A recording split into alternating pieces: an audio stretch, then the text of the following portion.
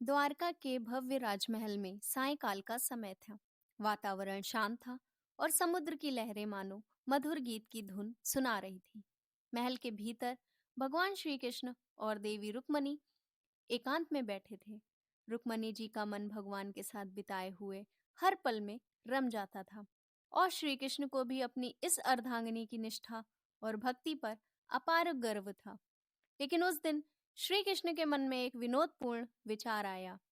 उन्होंने देवी रुक्मणी से कहा, हे विदर्भ कन्या, यह बताओ तुमने मुझे क्यों चुना, जो किसी भी तरह से उन राजाओं के बराबर नहीं था जो तुम्हारे लिए योग्य वर माने जाते थे। मैं तो वह हूँ जिसने शक्तिशाली राजाओं जैसे जरासंध से शत्रुता की और अंततः समुद्र में शरण ली। मैंने तो लगभग अपना राज सिंहासन तक त्याग दिया था। फिर भी तुमने उन सामर्थ्यवान राजाओं को छोड़कर मुझे वर के रूप में क्यों स्वीकार किया? हे सुंदर रुक्मणी, स्त्रियां प्रायः ऐसे पुरुषों का अनुसरण करती हैं जिनका मार्ग स्पष्ट हो और जो समाज में स्वीकार हो। लेकिन जो लोग ऐसे पुरुषों के साथ जाती हैं जिनका मार्ग स्पष्ट नहीं होता, वो प्रायः कष्ट उठाती हैं। मैं जानता हूँ कि महिलाएं सामान्यतः धन और वैभव को अधिक महत्व देती हैं, भले ही वह व्यक्ति रूप से आकर्षक ना हो। लेकिन मैं ना तो अत्यधिक धनवान हूँ, ना ही मेरे पास वह शक्ति है जो अन्य राजाओं के पास है। सच कहूँ तो अमीर लोग आमतौर पर मेरी शरण में नहीं आते, क्योंकि मैं उन लोगों को पसंद करता हूँ जिनके पास कुछ भी नहीं है। मैं उन गरीबों को अपनाने में आनंद पाता हूँ जो सामान्य रूप से किसी की प्रशंसा नहीं पाते। लेकिन तुमने एक राजकुमारी होते हुए मेरी इन असामान्य प्रवृत्तियों को नजरअंदाज कर दिया और मुझे चुना। यह तो सचमुच आश्चर्यजनक है। श्री कृष्ण विनोदपूर्ण अंदाज में कहते हैं, हे सुंदर नारी, विवाह और मित्रता तो सामान्यतः उन लोगों के बीच होनी चाहिए जो धन, कुल, शक्ति, रूप और भविष्य की संभावनाओं में समान स्तर पर हों। लेकिन तुम्हारे और मेरे बीच ऐसा कोई समानता नहीं है।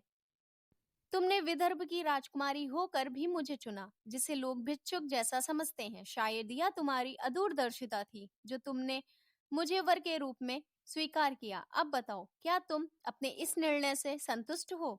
रुक्मणी हैरानी और प्रेम के साथ बोलती हैं, हे नाथ, यह आप कैसे प्रश्न कर सकते हैं? क्या आप मेरे प्रेम और समर्पण को नहीं समझते? आपके बिना तो मेरा जीवन एक पल के लिए भी पूर्ण नहीं हो सकता। मैंने आपको अपना आराध्य मानकर चुना है। आप ही मेरे जीवन का केंद्र हैं। श्री कृष्ण जी मुस्कुराते हुए कहते हैं, हे देवी, यह बताओ, अब भी समय है कि तुम किसी श्रेष्ठ क्षत्रिय वीर का चयन कर सकती हो।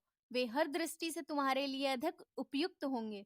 इससे तुम इस लोक और परलोक दोनों में ही सभी सुखों का आनंद उठा सकोगी।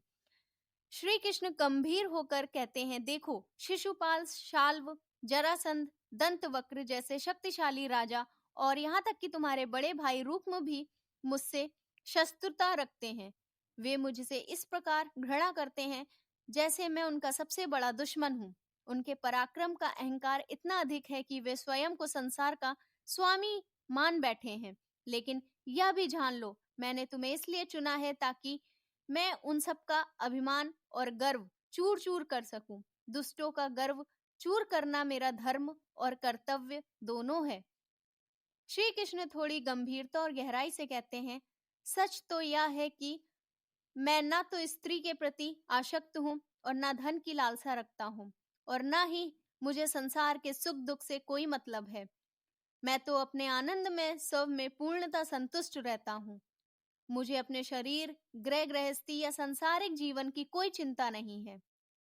मैं तो दीपक की तरह मात्र साक्षी हूँ जो संसार के तमाम क्रियाकलापों को देखता है लेकिन स्वयं कुछ नहीं करता। यह मेरा स्वभाव है कि मैं संसार से विरक्त रहते हुए भी धर्म और सत्य की रक्षा के लिए अपना कार्य करता हूँ। श्री कृष्ण के शब्दों को सुनकर रुक्मणी जी उनकी ओर दृढ़ता और प्रेम भरी दृष्टि से देखती हैं और कहती हैं,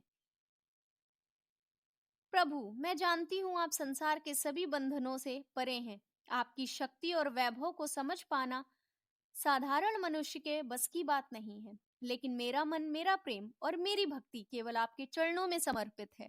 आप साक्षात नारायण हैं। आपके द्वारा किए गए हर कार्य के पीछे धर्म और सत्य का उद्देश्य छिपा हुआ है। मैं आपके साथ रहकर स्वयं को धन्य मानती हूँ। चाहे जो भी हो, मेरा जीवन आपके बिना अधूरा है। रुक्मणी जी आंखों में आंसू लिए हुए बोलती हैं, प्रभु, क्या आप मेरे प्रेम की परीक्षा ले रहे हैं? जब मैंने पहली बार आपके विषय में ऋषियों और संतों से सुना, तभी मेरा मन आपके प्रति समर्पित हो गया था।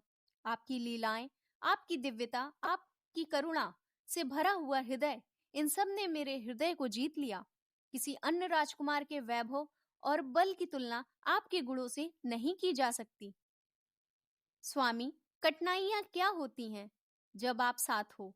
मैं तो आपके चरणों में अपना सब कुछ समर्पित कर चुकी हूँ। मेरा प्रेम और भक्ति किसी शर्त पर आधारित नहीं है। आप मेरे आराध्य हैं, मेरे प्राणधार हैं। भले ही संसार मुझे आपके बिना रहने का आदेश दे, पर मैं आपके बिना जीवित ही नहीं रह सकती। श्री कृष्ण यह सुनकर मंद मंद मुस्कुराने लगे। उनका हृदय रुक्मणी के शब्दों से पुलकित हो उठा।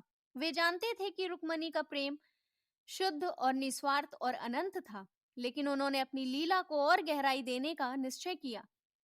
श्री कृष्ण थोड़ा और विनोद में कहते, हे रुक्मणी देवी, क्या तुम जानती हो कि मैं एक राजा होते हुए भी कभी कभी ग्वाले जैसा जीवन जीने की इच्छा रखता हूँ? मुझे अपने गोकुल के दिन याद आते हैं।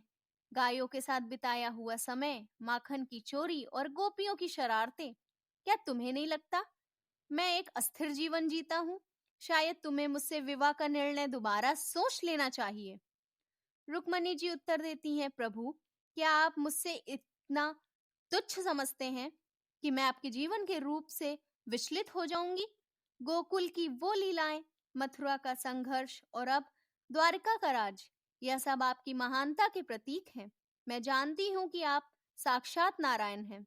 आपकी माया और लीला को समझना मेरे लिए कठिन हो सकता है, लेकिन मेरे प्रेम और भक्ति को कभी डिगाया नहीं जा सकता।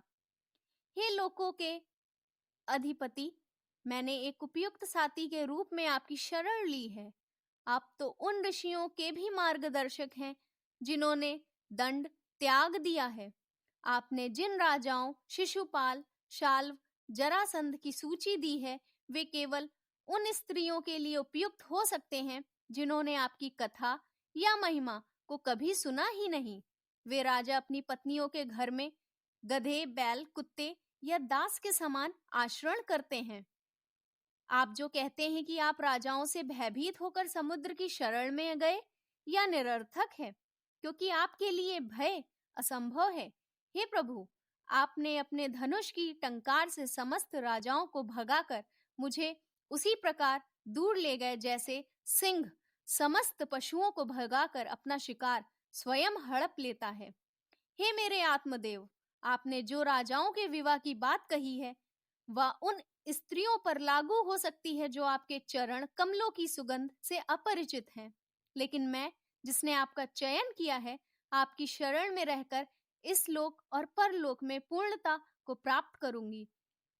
श्री कृष्ण कहते हैं, हे देवी, आपने हमारे द्वारा बार बार आने वाले दुखों को धैर्य पूर्वक सहन किया है। जैसे युद्ध में आपके भाई रुक्म को बंदी बनाकर उसका विकृत होना और अनिरुद्ध के विवाह के अवसर पर पासा खेलते समय बलराम के हाथों आपके भाई की मृत्यु। रुक्मणी जी कहती हैं, आपने मुझे अपनी पत्नी के रूप में सुरक्षित करने के लिए गुप्त और स्पष्ट शब्दों वाला दूत भेजा था। यह आपके गहरे प्रेम और मेरे प्रति समर्पण का प्रतीक था। जब मैंने आपके प्रेम में विलंब किया, तब आपको यह सारा संसार शून्य लगने लगा। यहाँ तक कि आपने अपने शरीर को भी मेरे अलावा किसी और के योग्य नहीं समझा और त्यागने का विचार कर लिया। हे प्रभु, आपका यह परम प्रेम जो मेरे प्रति आपने दिखाया अतुलनीय है। इसका बदला चुकाना मेरे लिए असंभव है। फिर भी हम आपको प्रसन्नता पूर्वक स्वीकार करते हैं और हर्ष पूर्वक आपका स्वागत करते हैं। इस प्रकार रुक्मणी ने श्री कृष्ण के प्रेम, त्याग और उनकी महानता का हृदय से गुणगान किया, जो उनकी श्रद्धा और कृतज्ञता को प्रकट करता है। अगर आपको हमारा वीडियो पसंद आया हो तो कृपया चैनल को लाइक, सब्सक्राइब और शेयर करना ना भूलें। राधे राधे।